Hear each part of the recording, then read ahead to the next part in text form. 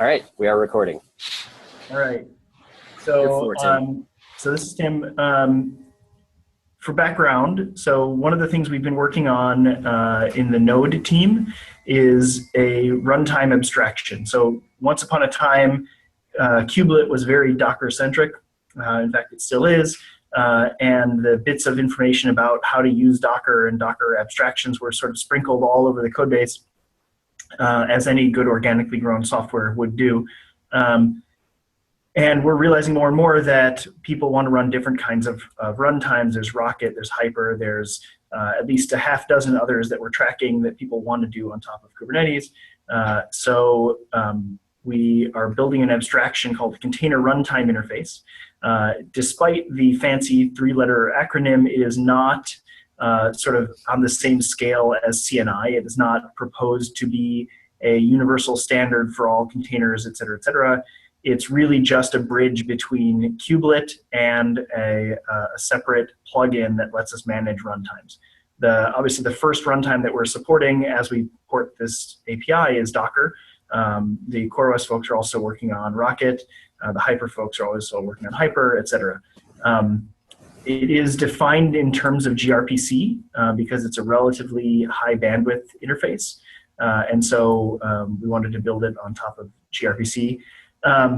So given that background, the question naturally comes up of where do networking functions belong? And so there was a lot of debate about whether Kubelet itself should do the networking functions. Like, it has CNI driver support already, and so we should just let Kubelet do CNI, and the alternate runtimes just benefit from the fact that they don't have to deal with networking.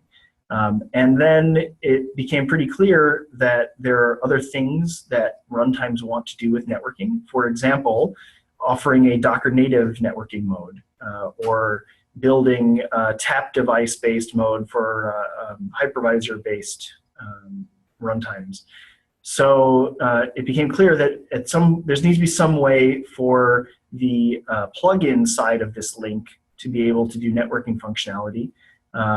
And so much debate, and it still sort of goes on, but the current decision is that the networking responsibility goes to the plugin and not to Kubelet proper. What this means is we've got some PRs in flight now that are going to be adding an extra level of indirection in between Kubelet and some of the network logic, so that the CNI driver itself is called from the piece of code that's called Docker shim now.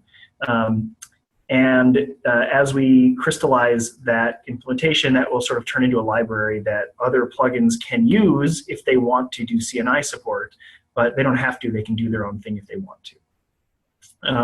Because this point was debated relatively hotly, I thought it was worthwhile to bring it up here. So if people here see these sort of PRs that are moving things around, they can understand some of what's going on. That said, the goal is to get CRI, the API definition, to alpha in 1.5. I feel like we're pretty close to that. That is not ready for prime time. It is alpha. And so there'll be some further work on this. And if this decision turns out to have been boneheaded, which it was my decision, so probably 70% chance that it was wrong, then we can always reverse course because it's only alpha. So a couple questions on that, Tim. Maybe not everybody is as familiar with it. These are implemented, these runtime shims, as separate processes, correct? Today, the Docker shim is going to be in process, but still communicated with over gRPC. That's really for ease of development as we're going through the early stages of this. The expectation is that over time, they will be out of process. They'll be separate processes that you can deploy as containers or as separate things that are completely distinct from the Kubernetes deployment.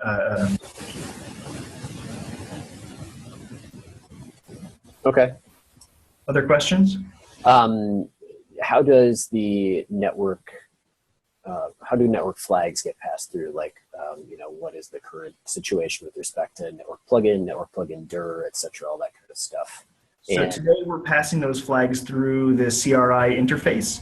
But we don't, in the long term, we don't want that to be there anymore. We want that to be flags on the shims themselves. Okay. And is there a date for when stuff might get spun out into a separate executable? No, there's no current date that we want to commit to. And truth be told, it may be that if Docker is the vastly dominant platform, that we just leave the Docker one linked in, because we have to balance sort of simplicity of deployment with flexibility. So having a baked-in default isn't sufficient. That decision hasn't really been made yet. Okay. So basically, no changes for plugin authors at this time, right? Correct. There are no changes needed for plugin authors.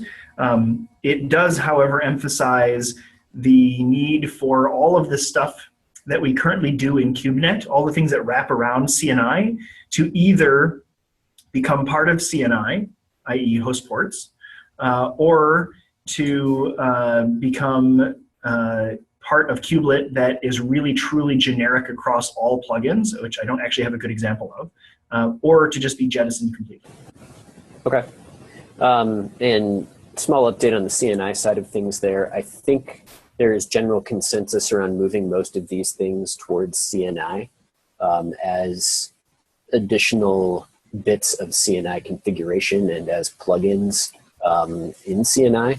First-party plugins essentially distributed in a CNI repo. And I think there's a couple of bugs still open. You know, I think we had talked, well, you weren't there last meeting for it, Tim, but we had talked about the sort of templating proposal or whatever I was talking about in one of those bugs. There is some necessary work upstream in CNI to get some of that stuff possible. And I think there's general consensus from CNI maintainers to make that possible as well. So that could be a path forward for host ports, for traffic shaping, and possibly a couple other things. Okay.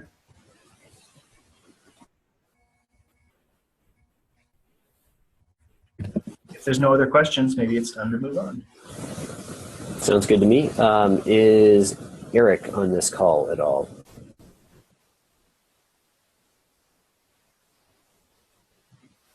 He had sent a question about agenda for some test cases.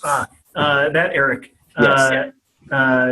Yes. So the question, I'll proxy for him since I don't think he's we've been having some conversations here about how reliable do we think Kubernetes is, and how comfortable are we with our test coverage, and what level of debt have the different SIGs taken on in order to get where we are today. And we thought, you know, it might be interesting to sort of survey all of the SIGs to get a sense of those things. Like, how good do we think our tests are? Like, how confident are we that as people change things that the fundamental networking is going to break? And why do we believe that? And like, do we feel like we've got significant debt that we need to pay down? Those sorts of questions. I don't know that they can necessarily be answered here in the form of a call, but I think it would be interesting to start to dig into those. Yeah, my general impression is that while there are some okay unit tests for specific parts of the code, in general, a lot of the networking stuff is not very well tested, especially with integration tests. There aren't as many integration tests as there potentially could be. I think I agree with that. Integration and end-to-end tests. I think there's a lot of corner cases. Historically, Kubernetes has been very good at writing tests to cover weirdo corner cases and not great tests for covering the normal cases. And so it might be interesting for us to try to organize an effort to fix up some of the testing in the 1.6 cycle. Yeah, that would be good. This is something that the storage SIG did actually really well. They're going through right now, where they had some very frank conversations about the level of test coverage around storage, and the more sunlight you put on that, the more scared everybody gets. And so they're getting a lot of changes right now, fixing up tests, and it actually is looking really good. So we might want to do something similar. So is there any chance anybody can hear me? Yeah. Yep, can hear you. Go ahead. Okay, great. Sorry, my microphone isn't working for some reason. So one thing I wanted to potentially run by you guys is we have a bunch of tests, but it's not really clear who is working on, who is interested in which tests. Oftentimes it could be potentially maybe just one team, maybe multiple teams. And so something we are trying is we have like a spreadsheet. We've previously tried identifying individual owners for tests, and we're not super certain that that is working super well.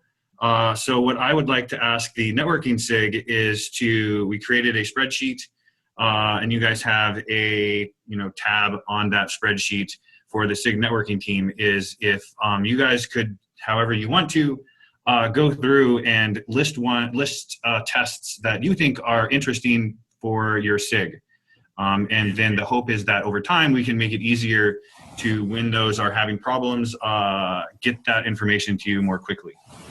So I did take a quick skim over that particular spreadsheet that you had sent in the link, and at least the ones that are tagged networking, as well as some of the service ones, are probably very relevant to this group.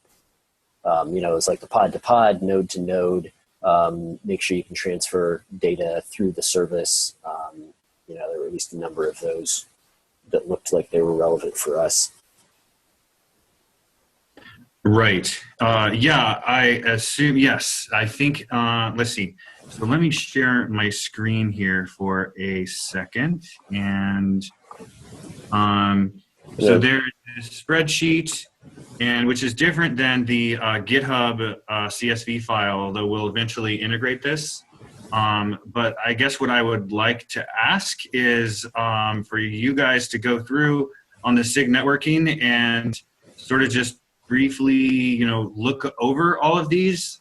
And if, obviously I think the ones that say networking are going to be, I'd assume that for the networking ones, you would definitely say yes. Maybe namespaces aren't interesting, so say no.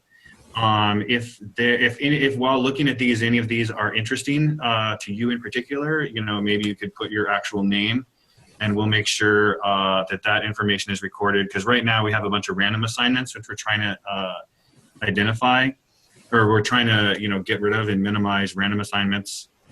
And yeah, so but potentially I suspect that there are more than these 20 test cases in our EDE suite that are applicable and are potentially interesting to you. So if that's the case, indicate that. And then if not, that's also interesting feedback for us as well. Yeah, like I said, there's some around services as well. But also I noticed that spreadsheet that you were showing there, I don't think we have a link to that. I think we just have a link to the CSV. Correct, right. Yeah, I will share that out with the SIG, and then probably, I don't know if I suspect this SIG is probably not the most efficient place to, this video chat is the best way to iterate over that. But I'll give that to you guys, and maybe can you take a look at it this next week or two and get back to me? Sure, sounds good. All right, thanks so much. Is there anything for each of those tests besides the short name in the spreadsheet? The code is all going to be in the Kubernetes repo somewhere. And I'll start an email thread, and if there's, I guess probably the easiest way is just search for it. But I don't think we have any, strong description of what each of them are doing. It's not clear who wrote most of those. Yeah, it wasn't obvious to me in my quick skim of your screen which of them mean. What wasn't obvious? Yeah, I only had a brief look at your screen there. It wasn't obvious to me what each of those means. So essentially, if you're familiar with, I guess, how most of the EDEs, there's going to be unit tests, which is going to be a Kubernetes path. And then there's other ones our EDE suite uses, things like, when and it and et cetera. And that gets compiled into a test case name. So if you see a test case failure on test grid or whatever, it's the same rows that are in test grid. I know pretty much nothing about all the testing. I assume this comes out of the test/E2E and the test/E2E node directory. That's where most of these are going to live. Right, and those names are supposed to be descriptive enough that if you look at them, you can understand what the test is covering. And if that is not the case, then that may also be worth flagging or sending PRs to fix. Yeah, so have you guys all seen either TestGrid or Kubernetes? I'm not sure we have, but I think you sent links to those in the mail that you sent to the SIG list, right? Yeah. So if you click on the SIG or on the TestGrid link, that's essentially, and you browse through that, each of those, there's going to be rows there. Each of those are test cases that we're running, on a regular basis, and that's going to correspond with one of the lines in the spreadsheet.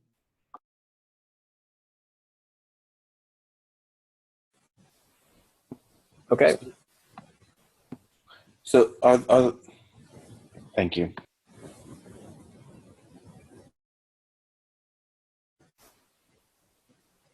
And I assume if people have ideas about new tests to add, I mean, obviously we can't just add something to the list because there isn't any code and test to back it up, right? But somebody has to write that test. Great. I have a question. Testing. Yep, you're on. Yeah, okay, great, thanks. So we're making networking backend, just a routed networking solution for Kubernetes. And when we do our integration tests, we bring up a whole Kubernetes cluster and then with our networking backend in place. And then we go and run some integration tests which we hope to capture end-to-end functionality tests and policy tests and these sort of things. I'm wondering if maybe Kubernetes comes with a suite of tests that people like us can run to make sure that we're implementing all the network functionality as expected and completely and correctly. So that instead of writing all of our own tests to check that networking in the Kubernetes cluster is done right, you have some tests already which we can just run after a cluster has been brought up in some fashion. Absolutely. We have a bunch of tests that I believe are labeled as conformance. And you should be able to run those. If you dig through the testing docs, it'll explain to you how to run specific tests or tests with a specific tag. And if you just run tests that are tagged as conformance, you should be able to just run that part. So is that, I'm not familiar with this. So is this, do I bring up a full cluster and then somehow? Yes. Okay, and so these tests are basically part of every full cluster installation? No, sorry. You have to have the Kubernetes code base. And you bring up your cluster, and there's our test directory in there, and you can run the conformance tests from your workstation or whatever against a running cluster. Oh, I see. That's very good to know. Thank you very much. We'll have a look at that. And does this cover now also network policies, for example, which are still pretty new? There are network policies. I don't think those are part of the conformance test, though. Right, Casey? I don't actually think any of the networking They shouldn't be, right? There's nothing in the conformance tests, and at this point, I don't even think there's one that's been merged. There's an open PR for it that is still awaiting feedback, or awaiting response to feedback on the test, but nothing in master at the moment. Okay. Is there a README or something when I find the conformance test directory in the Kubernetes code base? Is there a README which explains how to run these things or to use them? I think there is a description of, I think what you're looking for, E2E. There should be something in the docs. In docs/devel. There's at least a file called testing.md. There's some on writing good tests. I forget exactly where the bit about tagging is, but it's in one of those. So just a note, I don't think that the networking tests, of which there are quite a number of good ones that were merged in the past couple months, but they're actually part of the conformance suite. So you're running it, you're looking for the networking tag specifically, and maybe in addition to conformance, but if you just run conformance, you're not going to get the connectivity tests. Okay, I'm not. So I need to conformance and networking. Correct. Okay, I'll look through this somehow. Okay. The file you want is in docs.devel e2e tests.md. I'll paste it into the chat. That's great. Thank you very much. Yep.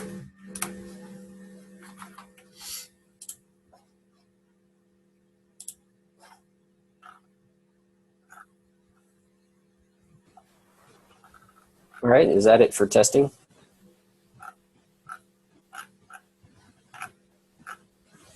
All right, in that case, let's move on. I think I see Murali.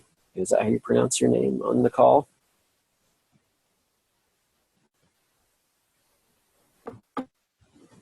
I think you're muted.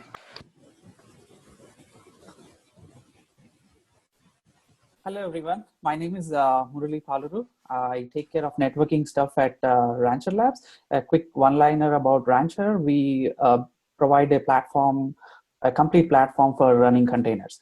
So the issue that I wanted to bring up today is we use CNI for providing networking for our Kubernetes solution as well as for Cattle, which is our own scheduler.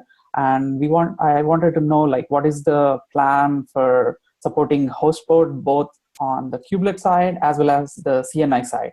I'm not sure if the question for CNI is the right this is the right forum, but I believe most of the attendees are part of the CNI team as well. So that's why I wanted to bring it up here. Yep, I think I can answer that for now. We talked a little bit about that earlier on, and some of that stuff's still being figured out and in process. There aren't PRs right now that implement common host port functionality, but we are moving in that direction. Mm-hmm. So at least I think the direction I would go with it is trying to move that into CNI so that your CNI plugin could then either wrap a host port plugin and get information automatically from Kubelet, or that your plugin could just call that stuff directly. Okay. But yeah, there's no concrete specification. There's just kind of general ideas right now as we try to make the upstream stuff for CNI work in the way that we want it to work for Kubelet. So I think we've largely agreed on the overall design. This is a place actually where contributions might help it move forward, hint, hint. Yep, exactly. Okay, and a quick question, generally, when do the CNI meetings happen? Yeah, so there's a group of CNI maintainers from various companies, and there's regular, I think, bi-weekly meetings of that maintainer group, but there aren't necessarily any public CNI meetings that, kind of like this group where there's a SIG or anything like that for the CNI project.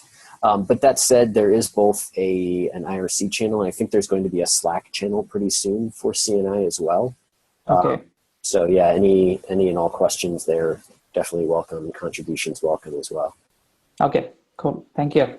Yep. Feel free to follow up with me if you got any more questions, or just jump on CNI Slack channel or IRC. Sure. Sounds good. Thank you.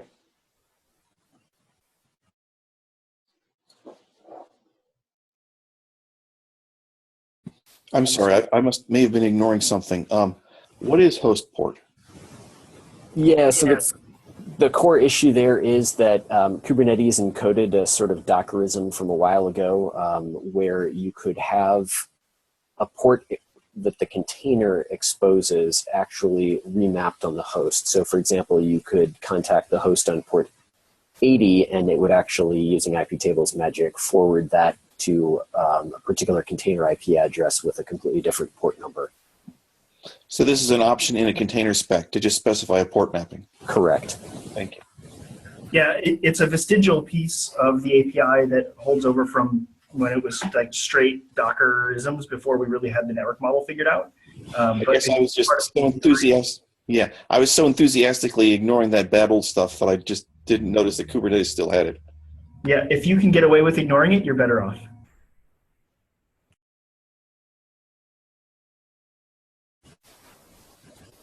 All right. If there aren't any more questions about host port stuff, I will, in the meeting summary, when I send out the recording link as well, I will try to go find those issues that relate to host port from both the CNI and the Kubernetes perspective and paste those in so people can follow along if they want to. Some of them were pasted in the chat already. Okay, excellent. I know there's a couple, but yeah, it looks like Casey's got the best one, or the big one for Kubernetes there. Okay, so multi-tenancy follow-up from the auth SIG. There was a meeting yesterday where I think a bunch of people from the NetSig were on the auth call. They discussed a lot of stuff about security and something or other first, and then we got onto the tenancy stuff. And my recollection from all of that is that the action item was that David Eads was going to create a Google Doc that would have two sections, the first being use cases for tenancy and the second being what everybody thought their definition of tenancy was, or what their definition of a tenant was. Just to be clear, it wasn't David Eads, it was David Oppenheimer. Oh, sorry. Yeah, and I wrote the doc and sent it to Clayton, Clayton Coleman, who had expressed interest in it, just to look it over before we send it out to the SIG mailing list. If there's anyone else who wants to take a look, I mean, it's like 2 paragraphs long. It says, here's a doc, fill in the answer to the 2 questions that you just very accurately summarized. And that's it. It's very free form. There's not much to review, but since Clayton had expressed interest in it, I wanted to send it to him to see if there was anything I was missing. So if someone else wants to see it before we send it out, that's fine. The plan was to send it out to the SIG auth and SIG networking mailing lists. Clayton said he would look at it sometime today. Okay, yeah, thanks, David. Sorry, I got your name wrong. Is there any other kind of summary that you want to give from that discussion? There was, so I'm just getting up to speed on multi-tenancy, and while I took a bunch of notes on the discussion, I'm not sure that I'm in a good position to summarize it. I mean, I think there was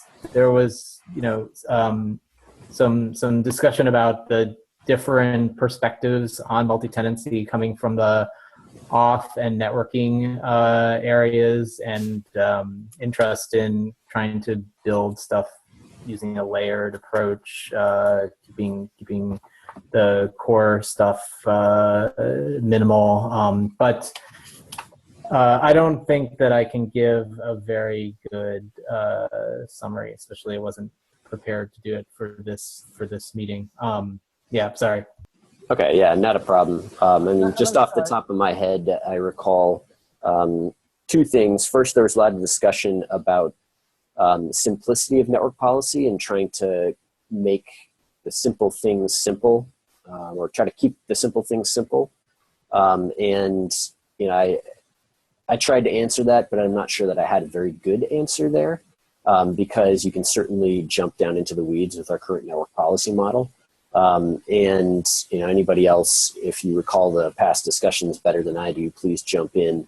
But you know, I think we were sort of assuming that most people wouldn't be programming network policy directly, that would be somehow made easier and simpler by tools and utilities kind of on top of the raw network policy that would make things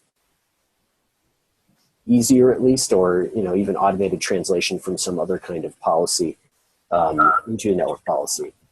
I also want to add that network policy as an app-centric abstraction may or may not be necessary or part of the multi-tenancy solution, that we should not necessarily rule it in or necessarily rule it out.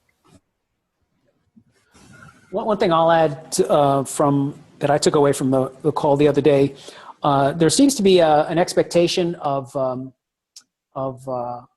egress policies, and I think people are kind of scratching their head as to why network policies sort of don't already have egress policies, and we could, you know, don't need to go and revisit that. That was one thing that I took away from the call. And the other thing that I would just mention, that we again seem to be stumbling over the idea of namespaces and namespace isolation, and kind of the various homegrown DIY multi-tenant solutions that are out there. And I'm not quite sure how that can be reconciled without something else beyond namespaces, something new, something broader that can capture the requirements of true tenancy. I think it may be time to bite the bullet and address that, because I think without that, it's going to be half measures and never quite getting to something people can really be complete. Chris, I think you may be right. I don't think anybody's against the notion of potentially higher level construct, but it's something that would be an enormous engineering effort. So we A, ought to do it sooner rather than later, and B, should not do it at all if we can get away with it. Yeah, no, I'm not disputing that at all, but I'm just saying that we seem to be stumbling on the fundamentals, and it came up again yesterday. Yeah, so I know that David is doing the legwork on this now, so I put my full faith in David to gather requirements and push this conversation forward. The good news is that we're actually paying attention to it now, and so that means things may actually happen as opposed to just talking about it. Yeah, I'd just like to echo Chris a little bit too. My impression was that in general, people seem to think that there was some kind of larger concept, the namespace required, and that would allow multiple namespaces to sort of be owned or available to a single tenant. And that the concept, also somebody talked about it in the chat, the concept of mapping a tenant to a namespace one-to-one is not really flexible enough. So we risk spending the next 20 minutes talking about this and nothing else, because this is a fun topic. If we want to get into it, I suggest that we wait for David's doc, fill in our thoughts there, and then have a regroup once we've got some more clear understanding of what everybody's thinking about. Yeah, I think that would be a good approach to go with. Do you have a question, Mike? Yeah, why are you raising your hand, Mike? You've never raised your hand before. I'm not quite sure where did all this protocol come about. I'm inspired to politeness by other recent events. So my instinctual response to Chris's remarks are exactly the opposite, but I'll save those, as was mentioned earlier, till after we get some more requirements. But I'll just summarize. I'd like to see how much we can. I'd like to see if we can meet the requirements without introducing a new concept, but rather leveraging the ideas of RBAC. The other thing I wanted to say is I think I heard someone say a few minutes ago that namespaces are not necessarily connected to the network concept of tenancy, and that kind of intersects with a thought I have when I think about multi-tenancy. I tend to put the issues in two big buckets. There's API access and there's network access. But my problem is I don't know which bucket to put DNS in, so I also list DNS separately. And if you're not thinking about DNS, you probably ought to, because it looks a little bit like API and it looks a little bit like network. Mike, I agree completely, and I think the DNS and things like it are going to be the real sticking points through this. Can you make sure to put that in the doc, Mike? When I gives I thought the doc was in David's hands, but yeah, if I get it, I'll put it there. Yep. It will come out. It will cross your mailbox, and I expect you to brain dump on us, Mike, since I think you're one of those orgs that is farther along than most of us down this rabbit hole. Okay. Yes, and I'm sorry I missed the previous meetings. I was just a little late catching up to my mail.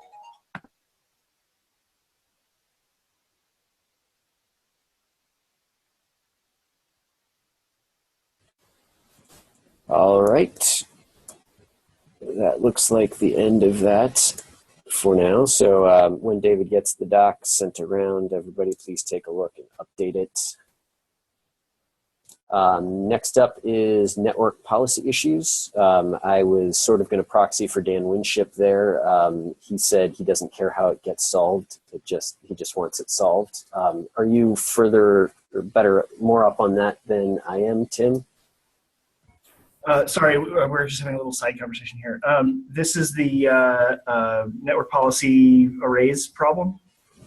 Yeah, I think Yes, so. I think so.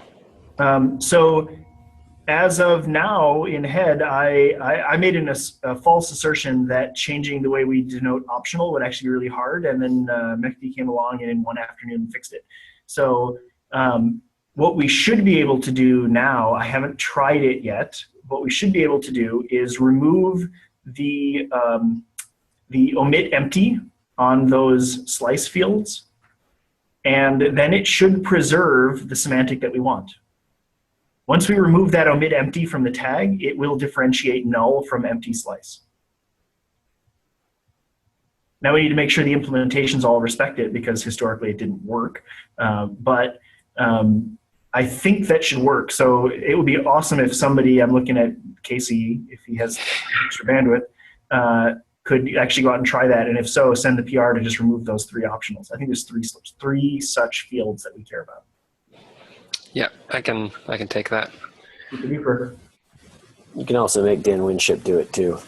Sure, also too. Because the code window for 1.5 is in the order of a couple of weeks. So, I should throw that in the agenda too. Keep going. Okay, anything else about network policy?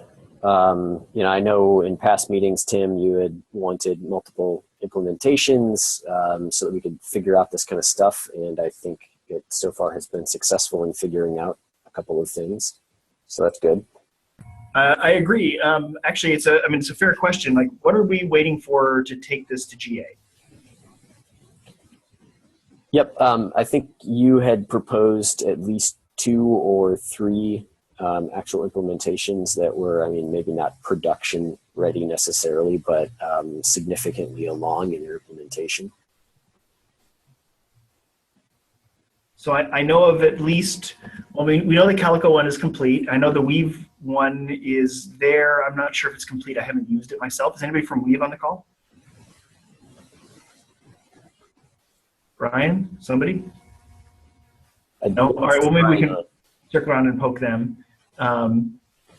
Who else is doing implementations that they feel is far enough along to say they trust the API? So we're not complete yet, but we're shooting for another big point release by KubeCon. And I think that's probably going to approach our feature complete version for our first release. So we're pretty close. Okay.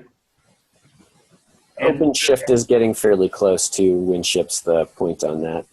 Okay. Is he here? Dan, are you here? Nope, he was not able to make this meeting. All right. So I think maybe it's worth sending an email to the SIG list asking for people who have implemented against network policy, like, do we feel like there's any feedback that we want to incorporate into the design, or do we think that we're ready to start talking about GA? I'll take that action. Okay.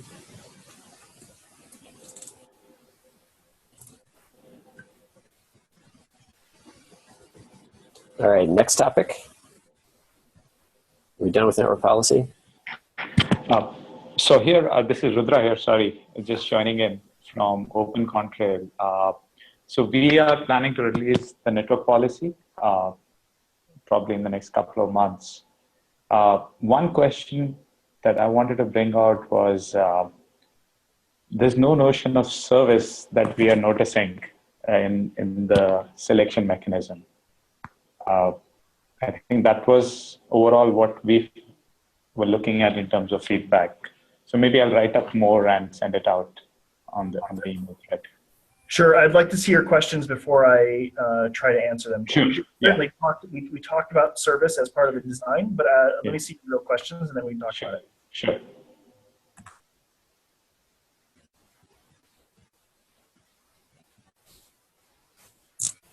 So I have a question for the assembled wisdom. The thing that I've wondered most about is what's our answer regarding intermediaries that obscure the address of one side or the other.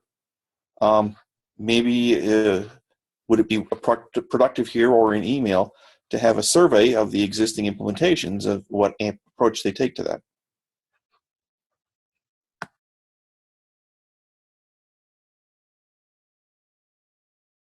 Yes. I mean, I think it's worthwhile to look at. It's a fair question. Certainly, Google has spent time looking at how to disintermediate the IP address mess, and that should go beta in 1.5. But I know that's not as possible on other platforms. So I would like to see more of what problem people are having with this and the impact it has on network policy. We're also looking at things we can do automatically to sort of build an idea of identity. There's just an ongoing idle conversation between myself and some of the SIG auth folks like Eric Toon about things we could maybe possibly do. And he's full of crazy ideas, and he's one of those guys that if you don't tell him it's impossible, he'll figure something out. What do you mean? What do you mean by building an idea of identity? Like who's within a cluster, who's talking to whom, and what notion could you use for identity? So he's working on a model around the service accounts and trying to figure out if there was a way that I could automatically figure out which service account is talking to me from within a cluster. So I could do things like intra-cluster rate limiting or something like that. Okay, so this may be part of or connect to a discussion someone posted to the mailing to the SIG a while ago, trying to start a broad discussion of things, various products that support the idea of an ecosystem of microservices. Yes, that's also a Google person. I believe it was Louis, and they've got some ideas around stuff that they'd like to bring forward from the sort of Google way of managing APIs internally, and identity matters. And so I think we're coming to that point now when we have to start thinking holistically about identity through the system. Okay, thank you.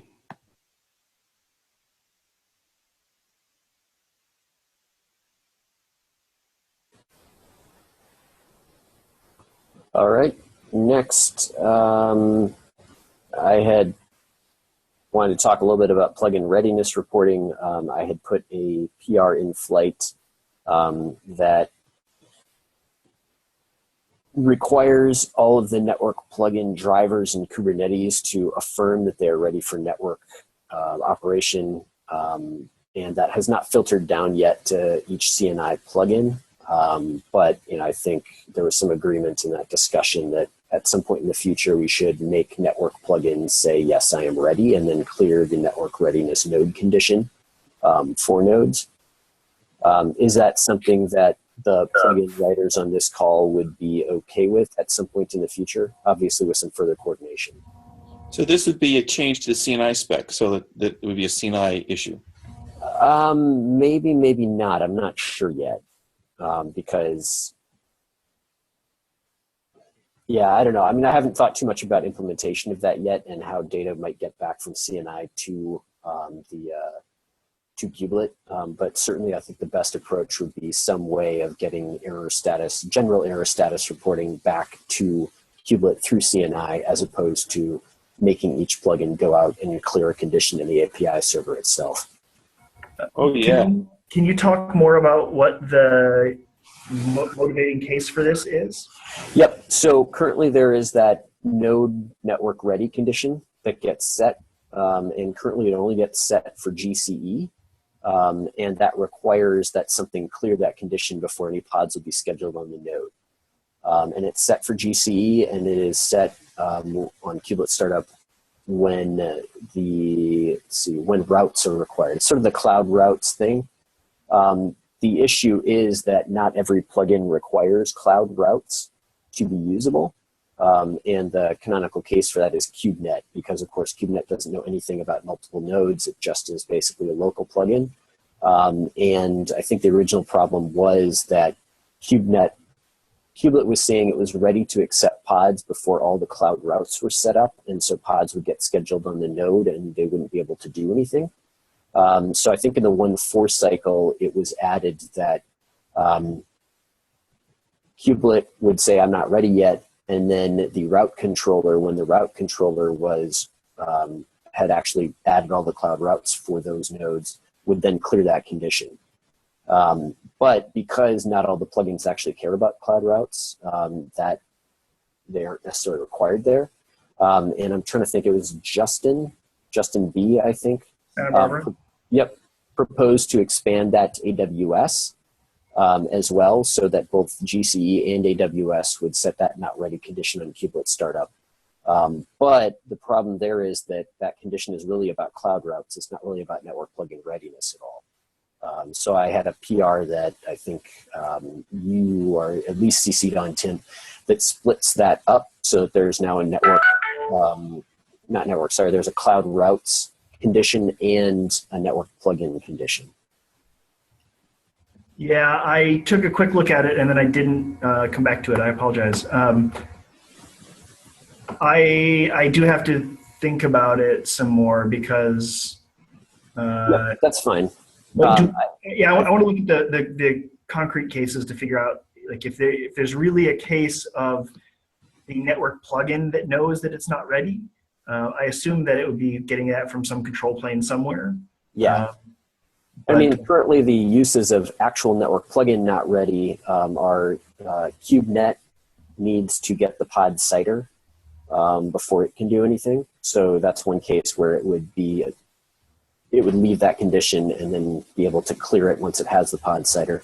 And then the CNI plugin actually would be able to report ready when it finally has configuration available. But the thing is, neither of those conditions are dependent on cloud routes. Sure. Which is what initially cleared that. But basically all I wanted to get was, some gauge from the plugin authors if network readiness conditions that are specific to the plugin itself would be useful. Okay, I promise I will take a look at that ASAP. Okay. All right, we will jump on to face-to-face meeting at KubeCon. The floor is yours, Tim. Yeah, who's coming to KubeCon? I am.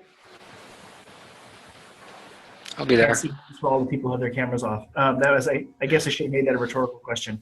I think we spoke about this before and resolved not to hold a meeting, but to hold a BOF or a beer with friends sort of thing, as opposed to actual work, which sounds fine to me. There's gonna be plenty of actual work that week. I agree. That's fine with me too. I think I put something out on the mail list about specifics, where and when and so forth. I was concerned about my travel plans, but I've already booked my flight, so I hope I don't miss it.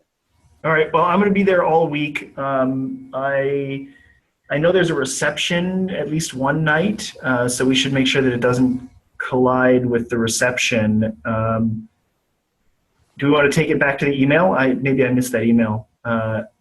And try to work out a day and I'm assuming that we want to meet an evening, maybe after the last session and before any sort of events.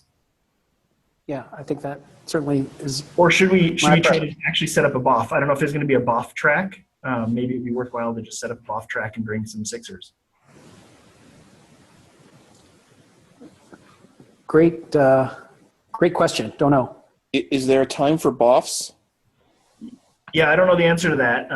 I will talk to Sarah if I see her and see if there's a BOF track. If there is, that might be the best way to do it, because then we can actually put it up on the BOF board somewhere and see if anybody else is actually interested in coming. I've made my arrangements also, and I was only really aware of the 8th, 9th, and 10th as days for stuff to happen. So I'm sure that the BOF track will be on the same days. Usually they would either be like in the evenings before or after any reception or something like that. Okay. So let me check with Sarah, and I will see if I can propose a day. Great. I wanted to throw one more topic out before we run. I had sort of mentioned, somebody had asked if they could join the SIG Network GitHub team, and there's all these weird GitHub ACL issues. You have to be part of the org to join teams in the org, and we don't really want to add like 1,000 people to the org. So one of the suggestions that came up was to make a phony GitHub account whose email address would be our SIG mailing list. and forward everything from Team SIG Network onto the mailing list. The counter to this is it's going to make it harder to filter for anybody who's on both. What do you guys think? Well, the original reason it came up was we wanted a better way to notify a wider group of people when things were ready for review so that we could get more review of PRs. And so I think the thought there was that if people just said, at Kubernetes SIG Network, then everybody would get a GitHub notification. But apparently that's not going to work out so well. Well, I can't make it necessarily work on a GitHub notification, but I can bridge it into email. Yeah. No, I mean, I think that'd probably be an okay way to do it, and people can just filter that stuff out if they don't care. We can also try it for a little bit, see how it works, and then circle back and figure out if we want to keep it going. Okay, I'll try it. I set up a phony account. I haven't made the email yet for it, but I'll just try bridging it. And then we can report back. I know some of the other SIGs have the same sort of question. So we can report back on whether we think it works or was a total disaster.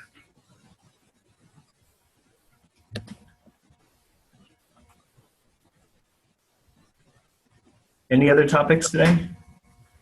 I have none. Oh, code freeze. I wanted to talk real quick about code freeze. Anybody who's working on things that they want to get in, A, make sure you're tracking in the features repo if it's substantial, and B, be aware that the code freeze is in 3 weeks.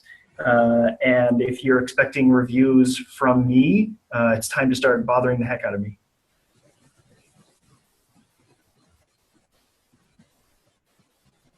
Okay. All right. Next meeting, 2 weeks again. Does that still work for everybody? 2 weeks is the week before KubeCon, right? It would be November 3rd. Okay. Sounds good. Yep. Actually, that one's going to be a problem for me, but don't let me hold the rest of you up. We never would, Mike. All right. Well, then I will see you all in 2 weeks. Yep. Goodbye, everybody. Cheers. Bye-bye. See you guys. Bye.